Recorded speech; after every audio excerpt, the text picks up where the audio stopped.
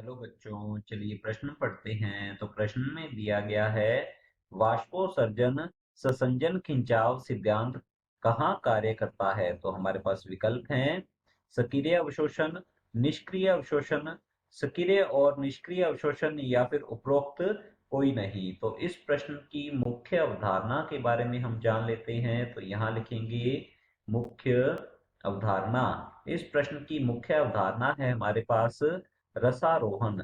रसारोहण से तात्पर्य होता है जल तथा, तो यहाँ लिखते हैं हम जल तथा खनिज लवणों का या खनिज तत्वों का, जल तथा खनिज तत्वों का, तो लिखते हैं यहाँ पर का मूल से मूल से पादप के वायवीय भागों में वायवीय भागों में स्थानांतरण जो है, वायवीय भागों में स्थानांतरण जो है, इस स्थानांतरण को ही कहा जाता है रसारोहण। अब रसारोहण को समझाने के लिए एक सिद्धांत दिया गया था डिक्सन व जोली नामक, तो यहाँ लिखते हैं डिक्सन और जोली नामक वैज्ञानिकों के द्वारा। और इस सिद्धांत को डिक्सन और जोली का सिद्धांत भी कहते हैं। डिक्सन और जोली का सिद्धांत या डिक्सन जोली का सिद्धांत इसे कहा जाता है, या इसे कहा जाता है वाष्पोत्सर्जन। तो यहाँ लिखते हैं वाष्पोत्सर्जन खिंचाव खिंचाव सिद्धांत के नाम से इसे जाना जाता है। तो यहाँ लिखते हैं वाष्पोत्सर्जन खिंचाव सिद्धांत, या फिर इसे ससंजन तनाव सिद्धांत के नाम से भी जाना जाता है। तो इस सिद्धांत के अनुसार पादप में जल के अवशोषण तथा उसके ऊपरी भागों में परिवहन को बताता है। तो इस सिद्धांत के अनुसार यदि हम बात करें, तो एक तो हम कह सकते हैं केशिकात्व, तो यहाँ लिखते हैं केशिकात्व जो होता है, जिसे कैपिलरी फोर्स भी कहते हैं, केशिकात्व उत्तरदायी होता है रसारोहण के लिए। इसके अलावा हम कह सकते हैं ससंजन बल, ससंजन ससंजन बल अर्थात जल के जो अणु होते हैं उनमें आकर्षण होता है, इसे ससंजन बल कहते हैं। नंबर 3 हम यहाँ पर लिख सकते हैं आसंजन बल, तो यहाँ लिखते हैं आसंजन बल होता है।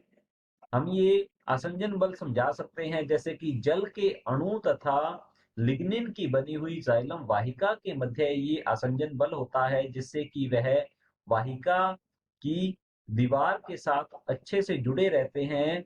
और हम यहाँ कह सकते हैं नंबर 4 जो है यह होता है वाष्पोत्सर्जन के कारण उत्पन्न खिंचाव, तो यहाँ लिखते हैं वाष्पोत्सर्जन खिंचाव।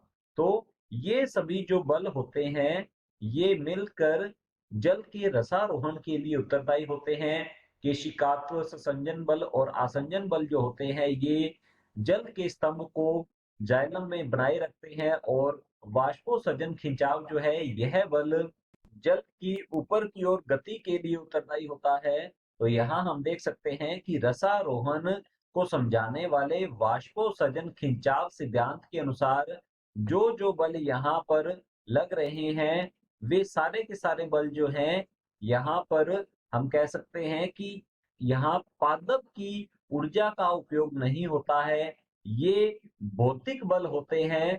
और ये उत्पन्न होते हैं, हम कह सकते हैं कि रसारोहण के लिए उत्तरदायी जो कारक होते हैं वे सभी पादप के वायवीय भागों में उत्पन्न होते हैं, और ये भौतिक बल हैं जिससे कि रसारोहण होता है। अर्थात रसारोहण जो है यह पादपों में एक निष्क्रिय, तो हम यहाँ लिख सकते हैं यह निष्क्रिय क्रियाविधि निष्क्रिय क्रियाविधि होती है। अर्थात वाष्पोत्सर्जन खिंचाव सिद्धांत जो है इसके अनुसार पादपों में जल का अवशोषण जो है, तो यहाँ लिखते हैं पादपों में जल का जल का अवशोषण तथा जल का अवशोषण तथा रसारोहण तथा रसारोहण जो है यह एक निष्क्रिय क्रियाविधि है। तो यहाँ लिखते हैं निष्क्रिय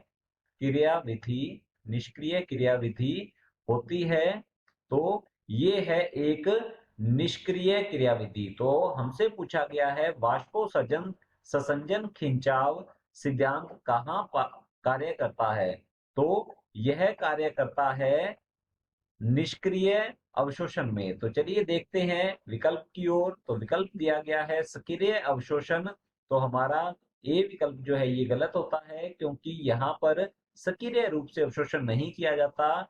मूल की कोशिकाएं जो है यह निष्क्रिय रूप से अवशोषण करती हैं। यहाँ पर मूल की कोशिकाएं केवल पथ प्रदान करती है, यहाँ पर मूल की कोशिकाएं सक्रिय रूप से भागीदारी नहीं निभाती हैं। बी दिया गया है निष्क्रिय अवशोषण, तो हमारा बी विकल्प बिल्कुल सही उत्तर है।